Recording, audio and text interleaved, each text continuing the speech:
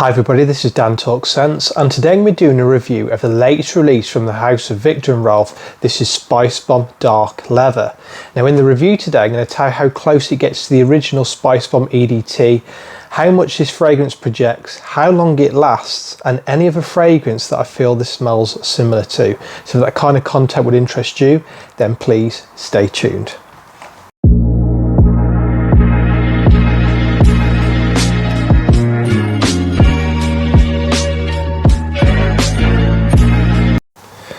So look at the presentation. The Spicebomb Dark Leather is written on the front. I like the box, it's distinctive, different from the others in the range. The bottle itself I think is really nice. You've got that black matte sort of finish, looks like a proper grenade there. I do apologise, my Spicebomb EDT bottle's a little bit dirty. I think that's been in my bag going to work, which is a bit of a risk because I could smash it, couldn't I? There you've got infrared eau de parfum there in the red, and you've also got extreme. But I do love the Spicebomb presentation in the grenade bottle. I think it's very unique. It's you know straight away that it's Spicebomb by the bottle, and I do like the presentation. So really like the presentation here on the new bottle. So on Fragrantica, it's got a 3.79 out of 5 rating out of 62 votes. It lists the notes as nutmeg and black pepper. The middle notes are cinnamon and frankincense, and then in the base black leather and tobacco. Welcome back. Now I did manage to get my hands on this fragrance about 10 days ago. I'm in a group called Trusted Scent Sellers, which is on Facebook, a UK based fragrance group. Really good members in there. Some of the members, one member, Jovan Lee, fantastic. He always manages to get the fragrances really early on, gets them from websites, so they're imported over from countries like Spain where fragrances seem to be released early on. And I got this, but I have been away on holiday in Romania, so I didn't get a chance to review this one before I went away. When I was in Poland and Romania on my holidays, I did notice that they had this on sale at some of the shops like Notino. I noticed Notino is in the shopping centres in Romania, and I'm super jealous, and Sephora as well. And I wish we had them in the UK, but we don't, unfortunately.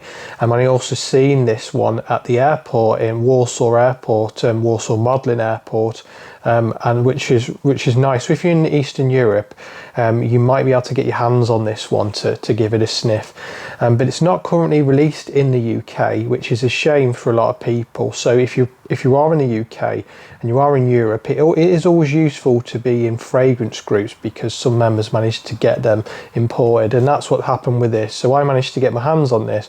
When I came back off holiday, I was really happy because I had one of these Royal Mail slips for the door where it says that you've missed the delivery, but luckily, or maybe luckily that it wasn't taken, it was left in my blue mail bag, and I picked this up and I opened it up straight away and I started spraying it on my wrists, and I've been enjoying it the last couple of days. Now I'm a massive Spicebomb fan, and if you've been watching my channel for the last 3 or 4 years, you'll know that I've got most of the range of the Spicebomb range in my collection. And I am a real believer that the original Spicebomb EDT, the first formulation between 2012 and 2015, is one of the best designer fragrances that's ever been released. Since then, I've been intrigued by the different releases that they've done. I'm a huge fan of Spicebomb Extreme. The cumin note can be a bit off-putting at times, but I think this is one of the best Christmas fragrances out there. Another fragrance released from the house that I was impressed with was Infrared, and I've got the EDP version, I've got the EDT version at work, and I think that it had this red chili note in there that was fantastic, and I thought this was a really good release, and I loved the red coloured bottle. The one that I was disappointed with was when they released the fragrance with the green on it. I thought that it was gone in the way of away from the Spicebomb DNA, and I didn't really enjoy it. I forgot the name of the one in the green and the black, but I wasn't impressed at all. Didn't think it was good at all.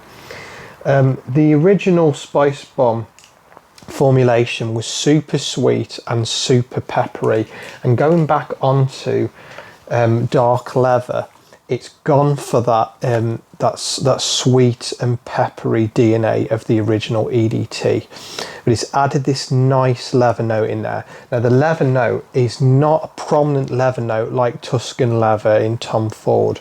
It is more like the leather that is in Dior Homme Parfum, another really fantastic fragrance, and it's just in there in the base, and it gives it a bit of extra strength in there and a bit of backbone. However, it's not prominent leather, so if you are after a fragrance with prominent leather, this isn't going to be one for you. What I would also compare it to as well, in the same sort of bracket, in the same vein, would be this discontinued fragrance from Dior Fahrenheit, from Dior I should say, and that's Fahrenheit Absolute. And the reason being that Spicebomb Dark Leather has got incense just like Fahrenheit Absolute, but like the leather note, it's not in your face, it's there, you can pick it up, but it's a nice delicate note that gives it this sort of mysterious resinous feel to it. What I would say, the scent itself is absolutely beautiful, and the leather note in there really complements the Spicebomb DNA really well. And a fragrance that it reminded me of was Bulgari Man in Black, the Parfum version. And I've seen a number of reviews on Fragrantica saying this, and I fully agree with them. It's very similar to Men in Black, Bulgari Man in Black, not Will Smith. It's very similar to that fragrance, and if you like that fragrance with the licorice and the smokiness to that DNA, you'll like this one. But I do think that the Bulgari actually projects more than this one. And if you like this scent DNA, you're better off going for Bulgari. I think it's a better fragrance, and it projects more and lasts a bit longer. It's so frustrating, and I have to be honest, this is an EDP formulation, but I don't think that it lasts as long as I'd want it to, and it's such a disappointment, and because the scent itself smells absolutely beautiful, but it's a very close to the skin fragrance. You spray it on and you get about an hour's moderate projection, and then it's very difficult to detect the fragrance. I've wore it 3 or 4 times now, 3 or 4 different days, just to see if the skin chemistry wasn't working, or whether I didn't drink enough water, and all those different factors. But you know, there's been times where I've drunk loads of water and been super hydrated in moderate climate, and it just hasn't really projected and performed as much as I'd want it to for the price and everything else. So that's a bit of a disappointment. But so if I was to rate the fragrance, I'd say the scent itself was, I'd say a 9 out of 10. Absolutely beautiful, and the leather really complements the Spicebomb original EDT DNA. But the performance is a 2 out of 10, and projection is also a 2 out of 10. And it's a major disappointment. And everybody has their own opinions on this fragrance. You know, when you have the bigger YouTubers with lots of subscribers coming out and saying this is a solid release, go out and buy it, and it's fine if they want to say that, that's absolutely fine, because it's their opinion at the end of the day. But I'm telling you honestly, I love Spicebomb, the Viktor and Rolf house. I think it's fantastic, but for me, it's just lacking in that performance and projection. And but I'll be interested to see if you get better performance and projection on your skin from this one, and whether it's just I've got bad skin chemistry, because that can sometimes be the case.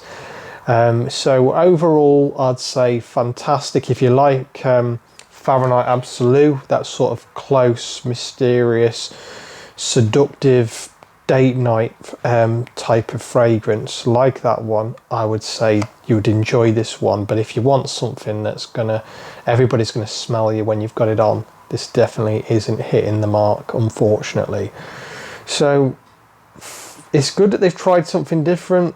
Presentation, I said before, is beautiful, fantastic, but the just isn't quite hitting the mark for me, unfortunately. So thumbs down. Thank you for watching. I'll be releasing another video this week. I'm talking about a fragrance that is very similar to Yves Saint Laurent Bleu Electrique. that review will be dropping in a couple of days. If you haven't subscribed to my channel already, then I'll be really grateful if you could hit that subscribe button. Thank you for watching, and I'll speak to you all very soon.